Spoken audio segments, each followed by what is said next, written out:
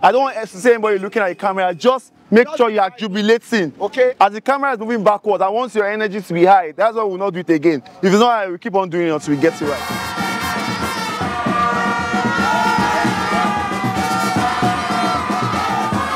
Hello, what's up YouTube? Welcome to another amazing video. For those of you that follow me on Instagram, you know I shot 2 commercials for the AFCON games. I've done a breakdown of the first one, and today we're breaking down the second one. So if you've not seen it before or you missed it during the AFCON games, here is it. Sadio Mane, they can win it here. The China team, he goes for goal! Sadio Mane! Our African champion!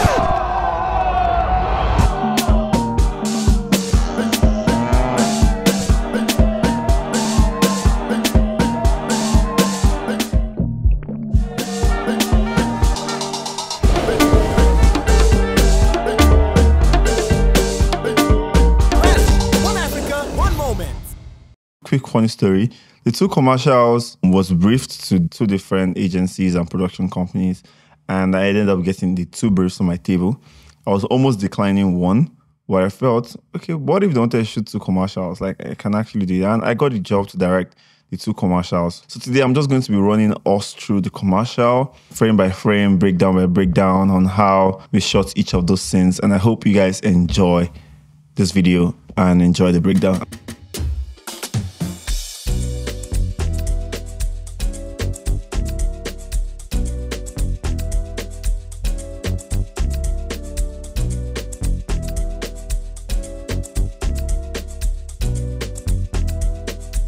The commercial starts with a footage of Mane putting the ball down and shooting it and taking a free kick. Definitely, obviously, we didn't shoot that. Those were footages from the previous AFCON games. The idea was to take like different archival footage together and just show like something is at stake. After this happens, as the players are running to the field to celebrate, we then take you out of that world and bring you into a new world. This new world would be a guy watching the AFCON games alone in his living room. At least to his knowledge, he feels he's alone. And for this technique, I wanted the transition from the archival footage to the new world. I wanted it to be as smooth as possible so it doesn't feel jarring. So we did a transition whereby we pulled out of the TV and made a whip pan to reveal our character. So this was done with a Steadicam. I think it was a 35mm lens. We did like a couple takes and we were able to get it right. One thing that we wanted to do also here is we wanted to bring in the product as early as possible. Very huge concern for the client. So we just made sure he was holding the drink in his hand. So it's not too obvious in your face that we're trying to show you the product. From there, we quickly established his room just to show the kind of person he is. So this was taken on sticks. The tripod was just taken to a very elevated level so we can see his room as wide as possible and we can see the people behind him celebrating the goal with him. So because we had just one day to shoot, we had to find a way to make everything we are shooting this commercial in one location. So this room you see this guy celebrating in actually does not exist. It's not a real place. We actually had to build it. As you can see, we added a wall to it and we had to paint the place, add curtains. It's just an empty warehouse, an empty hall, and this is like I've been transformed to several places, and yeah, it was transformed to this room. The shots were really precise on the director's treatment. By the way, if you want to see my director's treatment or you want to see how I create director's treatments, you can check the link in the description. You can also get my budget template and you can also get my music video treatment template also in digital store. Support the channel and let's move on to the next scene.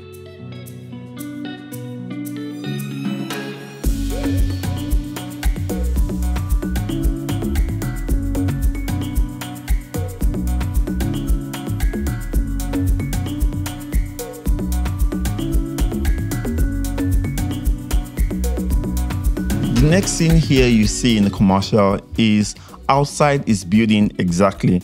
So we see someone running to approach the window, also running to see the goal. So we took this on an handheld shot of the person from his legs, just tracking him straight onto the window, just to emphasize and show the window that people were outside there a lot. That was the essence of the shot. On the next scene, we made a transition whereby the camera tilts up to the sky and the camera tilts down. It's like a whip transition, very quick. And this next scene is one of the biggest scenes in the commercial, where we had about 50 extras approximately. Actually, for this scene, I wanted a minimum 100 extras, but I mean, budget constraints. We had to make do with what we have. And we tried to make it as diverse as possible. We have people from Senegal, people from Cameroon, people from Nigeria, people from Ghana. We tried to represent as much African countries as possible to make the scene very colorful. A surprise factor also in this scene was to have like the cow. This cow stressed us. The cow stressed our life. Actually, everything I imagined to get with the cow, we couldn't get most of it, but I mean, thank God we still had it. I wanted the cow to do some madness, but the cow was not responsive to us on that day. And also the cow was scaring most of the fans. So yeah, it was quite difficult to walk on that day.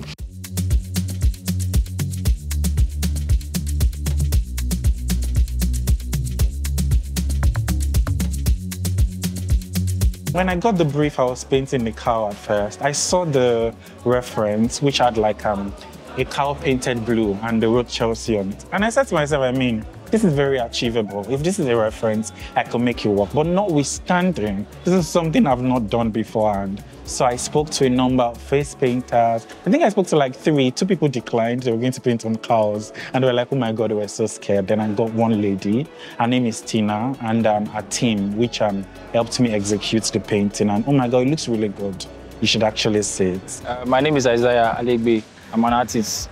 First, when they told me I was going to be painting a cow, you know that feeling now, like, oh, I don't know, I was kind of scared though, but when I get there, the first time I started, I was kind of misbehaving. I was even scared myself. But within time, I adapt, and the cow too adapts. We started feeling each other, started vibing together. So, but just like that. I like to freestyle shot sometimes just to get a bit more than we actually need, so that we can probably also still get inspired in post. We had like a storyboard and a short list of what exactly we must not miss in this scene. But also, I still wanted to take some shots that we just have for fun. So the first shot we took, this was actually in our storyboard, was the shot to establish the cow. We wanted to show the cow, the face of the cow showing and see the body of the cow. Also, we wanted to spotlight as many fans celebrating as much as possible. So this is where we did a lot of the freestyle. We just took the camera, rolled the camera for like a couple minutes and just took several shots of people celebrating, and some of these shots made it to the commercial. This was shot handheld. I think the lighting here was mostly natural light. If you can see from the behind the scenes, we used bounce board. But shout out to Mr. Movies, the DOP. We wanted to keep it as natural as possible. We placed like a 6K or a 12K HMI just behind the crowd, so that way we have something to bounce back to the character's face. So one of the major things that the clients emphasized to us during the pre-production meetings and all was they were very, very, very concerned about their product. They didn't want, because this is like a huge audience they're about to reach, and they didn't want the commercial to just be interesting and look nice without people actually seeing what their product looks like. Not just seeing what their product looks like, knowing that this is not Coca-Cola, this is Razu. They wanted their names, like they mentioned it like 1 million times in pre-production meeting. So I took this in mind even as we went into directing the commercial. So one of the things I wanted to do here was in this scene was to spotlight the drink as much as possible. So we did 2 interesting rigs here. First one was we rigged the camera to a cooler that has loads of Razzle drink with ice. We had to design it in a way that it looks nice. And we had some of the fans carry it in between the gyration. So that way the camera is locked on the drink as the movements continue to happen. And it came out looking really nice. Unfortunately, we couldn't let it stay too long in the commercial because we didn't have enough screen time.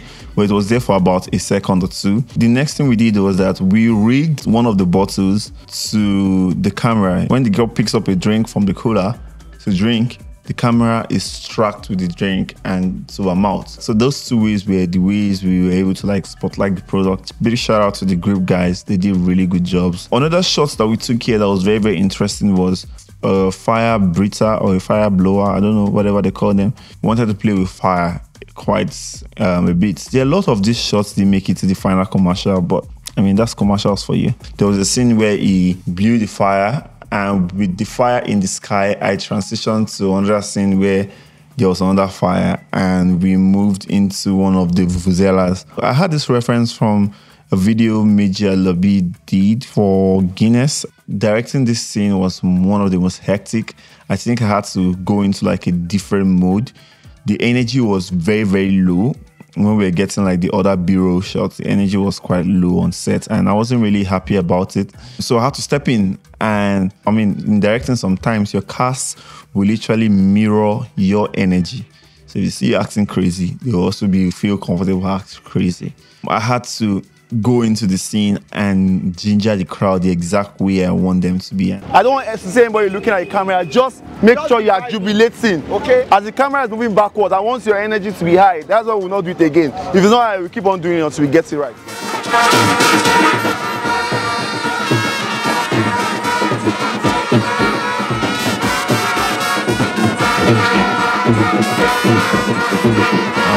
I think I lost my voice, not almost. But in the end, that simple act that I did helped the audience gain more morale and energy. Another shot we did was I wanted to take like an overhead shot, not necessarily a wide shot because we didn't have so much cast member, we had just 50 extras. So we put the camera on like a crane and just took like an overhead shot where we see the cow also in the midst of the people. The next couple of shots we're going to discuss now are the shots that makes it to the end of the commercial, the wrapping shot of the commercial. So we had this idea even from the director's treatment. Don't forget, check out my treatment in the description, copy for yourself, learn one or two from it, and I write my treatment. One of the major ideas we discussed even from the treatment was how we're going to close the commercial in a very interesting way. So I had this idea of different people in the commercial, different countries, making cheers with the different flavors of the drink. So this way we can quickly put in as much flavor of the drink into the ad as possible, and at the same time make a very, very interesting closing. So we had this idea where they have to cheers to the camera, cheers to the camera, cheers to the camera.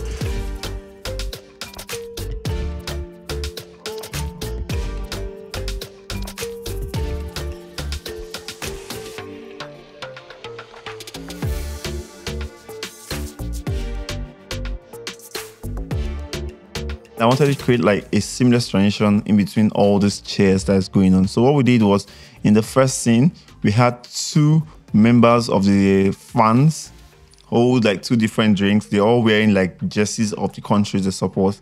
And these two fans holding different flavors of the drink make a cheers to the camera, and that creates like a chain reaction, like a sequence of different people making cheers to the camera. For us to make like a smooth transition to the next scene, which was a guy in the barber shop, we just had him and the barber making like a cheers to also like close the frame. So that introduces them into the frame. And yeah, this had to do with some timing and some rehearsal before we got it right. It wasn't that simple.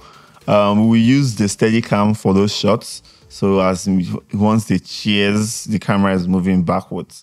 So the same thing we did also in the final scene, which was just a regular bar where people are watching football. We had like the Moroccan, and I think the Egyptian also had to do like the cheers in front of the camera to also introduce their scene as the camera is moving back to review them.